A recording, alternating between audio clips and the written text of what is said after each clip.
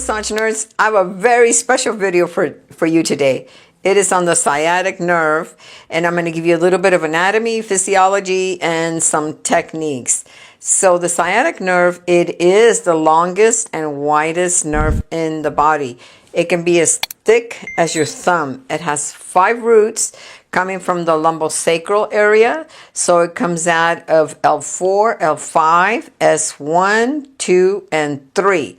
They come out posteriorly. However, they go anterior through the ilium, the bone, and then it comes out of the greater foramen of the ilium right here. So then it comes out posteriorly again. So from here it goes to the anterior and it comes out posteriorly underneath the piriformis.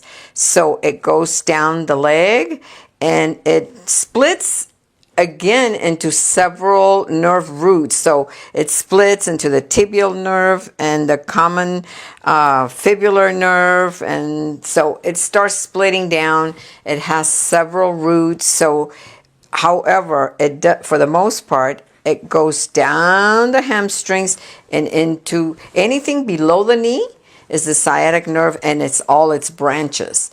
It doesn't really affect any of the glutes. The only thing that can affect it is the entrapment from the piriformis, and a lot of times there is pain that mimics sciatic nerve pain, but it's not. So I want to make sure that you guys do the 3 tests that can tell you if it is true sciatica. You can do the straight leg test, the Bragger's test, and the piriformis syndrome test. I have another video where I show you those, so I'm going to include the link below so that you can go back and look at those tests and how you do them, because you do those while your client is supine. I want to talk about the difference between entrapment and compression. Entrapment is when the muscle traps the sciatic nerve. So that's something that's soft tissue. That's something we can help the client with. It's usually the piriformis or the hamstrings. That's the reason when you're working on somebody that has, sciatic nerve pain, you just can't work the glutes and the deep hip rotators. You've got to work the hamstrings because it affects the hamstrings and the lower part of the leg. So you've got to work all of this area. And also it can be compression. Compression comes from the bone. That's beyond our scope of practice. That can be from herniated disc, stenosis, bone spurs, slip disc, or stenosis from the narrowing, in the vertebrae. So that's beyond our scope of practice. So compression is from the bone. Entrapment is the muscle trapping that muscle and causing it to be inflamed and to be flared up. You never want to work directly on the nerve because it'll irritate it more. It usually feels like shocks or tingling or numbness or cold. So you never want to work directly on the nerve. Okay, that's a no-no. You want to release the muscles around it. And I'm going to show you a few techniques. And it's some of the common causes for it to be injured or inflamed is, poor lifting techniques, when people don't use the legs, they just bend over. And another one is when they're overweight or they have weak abdominals or a big belly, or even pregnant women, because they're carrying all the weight up in the front and it really puts, stress on the lumbar area. So those are some of the causes. So now let's get to some of the techniques. So you want to go ahead and explain to your client what you're going to do. If they do, after you do the 3 tests, and let's say it is, sciatica from the nerve entrapment, something that you can work on the piriformis, make sure you explain to your client that you're going to drape them down, but they're going to be, covered, safely covered, because that's important. You want to tuck in at the waist, and then you can work this area. So let me show you guys some techniques. So one of the things that I like to start with is the myofascial release, and that means just some gentle, stretching The sacrotuberous ligament is very important because the sacrotuberous ligament comes from the sacrum, and it joins also with a hamstring ligament. So it's one, you want to work all this area. So one of the things I like to do just to start warming it up is I take my forearm, and I go into a squat, into a horse position, and I can put my fist here on the table and just go back and forth to really start just warming up all these muscles that go across the sacrum. Now remember that the nerve, if I press here, I'm not pressing on the nerve because the nerve goes anteriorly. So you can press here, just palpating gently. You can even go here. I'm scooping out, and I can also go to the opposite side and scoop that way. I can scoop that way. Another one that I can do is with my left fist. I'm right on the edge of the sacrum, and then I'm with my right hand, I'm kind of stretching towards, away, kind of stretching here, some muscles here, putting a little bit of traction. This is just something that I can do, and I can even bring it to the same side and just make sure you don't touch anything around here, that you just separate right here. Like especially if you've got the muscles right here. The piriformis originates on the anterior part of the sacrum. This is one of the deep lateral hip rotators. So there's 6 of them here. I only drew the piriformis because it's usually the one that traps the sciatic nerve. It looks like a little pizza slice right here, and the sciatic nerve comes from underneath, and it goes and starts splitting. It becomes one thick muscle, and so the sciatic nerve only serves the hamstrings, but from the knee down, it's all sciatic nerve, and it breaks into the tibial nerve, the common fibular nerve, and then that splits into 2. So anyway, it starts having different branches here. So I got off topic. Sorry, I do that. But so you can put a soft fist, and just separate the muscles here a little bit. You can push. You can press and push here. And that's the reason why they give you a shot in the gluteus medius, because it doesn't hit any of the nerves. When you get a shot, you get it on the gluteus medius, which is a little higher, and nothing below, half the glute down. One muscle that mimics sciatic nerve pain is the gluteus minimus, right here on the edge. You want to palpate gently, because if it's tight, they're really going to jump. So make sure you palpate gently. And all I'm doing is scooping out, just pressing gently. And then here they all insert at the greater trochanter. The boniest part, that's a bony landmark. The greater trochanter is right here. And you have all, like a hubcap, you have all the deep hip rotators right here. So you want to work all the way from the superior and work inferior. Just really getting in there and releasing the insertions of all the lateral hip rotators. So that's another thing that you can do. And then you've got your IT band. So one of the things that I like to do is, of course, you're going to warm up the muscle. You're going to do some friction. You can do all the way up, And let's go back. I'm sorry. Let's go back now to the gluteus maximus. Sometimes presses also on the sciatic nerve. So you want to do palm over palm compression.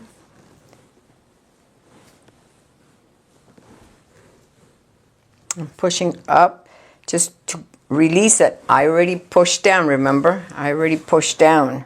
I already went down. So you want to get it from different areas. The more you do, the more movement you do to this area, the better.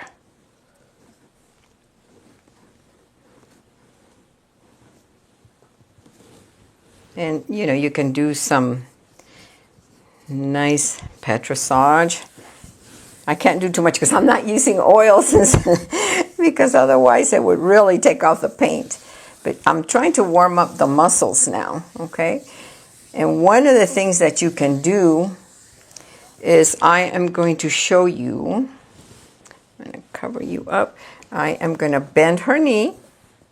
You're going to make sure that this knee is in towards the inside, and I'm going to use a soft fist right where right where that hubcap is, okay? And I'm going to move in medially and laterally, medially and laterally. Her hip just pumped. So you want to be careful. You don't want to force anything, but this really gets some movement right there to start releasing some of the piriformis. And then you can move. I'm sorry, I didn't tell you that you can start, you can move your hand up to the edge of the sacrum while you do this movement. This is an excellent movement to go ahead and start releasing some of the piriformis, the entrapment.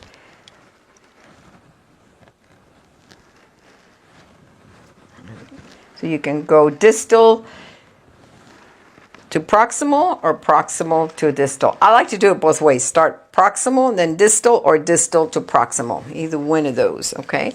So let's say that now you've moved down, you've worked the glutes. Now I want to do also some pin and stretch on the hamstrings, because remember that the sacrotuberous ligament is the one that attaches to the hamstring ligament too. So you can start again with a soft fist and do some pin and stretch. You can do it slowly, every 3, then you move down like an inch and just press. And what I'm doing is I am pushing with my right leg and my right fist. You don't want to do this. You don't want to put 90-degree angles. And like I said, if you want to release sciatic nerve pain, you don't just focus on the glutes. You've got to work the hamstrings.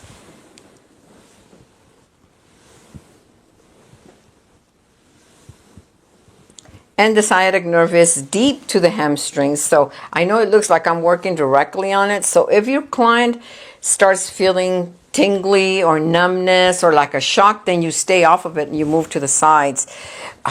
However, she's not, she's not complaining, and she told me no, that it didn't hurt. So you also want to do some stretching. That's all I'm doing. It's just some stretching here, some myofascial release to stretch some of those hamstrings, especially the biceps femoris, the semitendinosus and the semimembranosus. You want to go ahead and do some stretches here.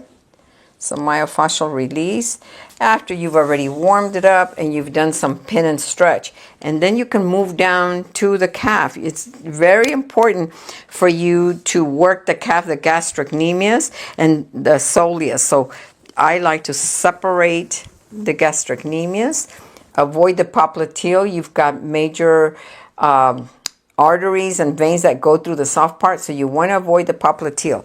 So I like to separate it and go to the origins. So I move up with my thumbs and separate, and then you can also use your fingers if you like. You want to work the soleus too. You've got to work this area here too, the soleus or soleus. I want to do some lifting, like separating the fibers. Really separating the fibers. This is another technique. Another one that I want to show you is if you move her leg off the table, this is going to be an active action, a range of motion, active range of motion. So I'm going to ask her to dorsiflex. So she can dorsiflex as I go up the leg. So she's going to dorsiflex, or I can even have her I can even do it for her. If it's a passive, I'm going to do it for her. But I get her, see, but I'm too short. I can't reach all the way. So I put it on my thigh, and then I have her dorsiflex. Dorsiflex here to stretch that sciatic nerve, okay? And to get the muscles to start putting pressure on that.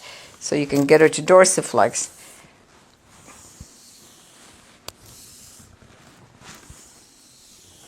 And with your hands too, you can just go up. So this is another one where the client does it herself. That's active. When you do it for them, that's passive range of motion. So another one that I want to show you would be what I call the frog. So let me make sure that you bend the knee. You're going to bring it out. You're going to put it at the opposite knee level, and you're going to bring the sheet where even if she feels comfortable, she can go ahead and hold on to the sheet so she feels nice and safe. There you go. Hold on to the sheet yourself. And this is another one too where you can really get to the insertions, the hubcap of all the 6 lateral hip rotators. This is a great one to be able to go in here like this. And to pull down, like to really separate and release all of these insertions. I really like this technique here.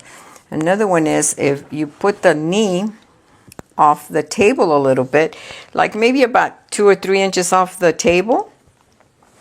And then what I'm going to do is I'm going to lift her knee up a little bit at the same time that I'm putting pressure here.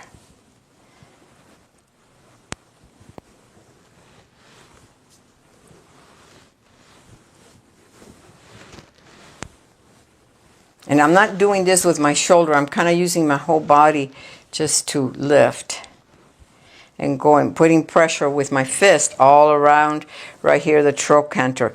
This is an excellent way to work the IT band. You can even go here with the IT band.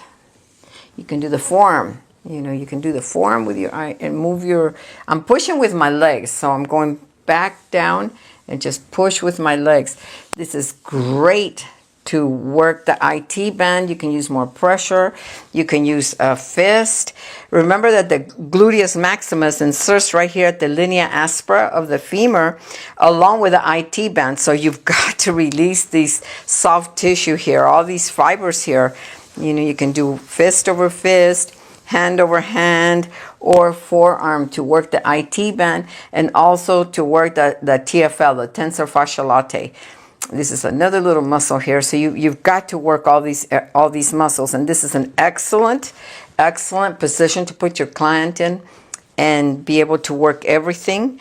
And when you're going to put the leg back, you always assist. I put my right hand underneath their knee and then just bring it out and strain it out for them.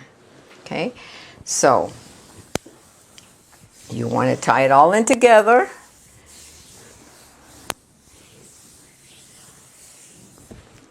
And then you might want to go back again over the piriformis and just remember you go to it originates on the anterior part of the sacrum. So you want to just separate it here, bring it down, and really try to release this. Or you can use a soft fist and, with the other hand, just separate the fibers here. Now I want to turn her sideline because I love the sideline position. You can really get to all these muscles here. So let's do that now.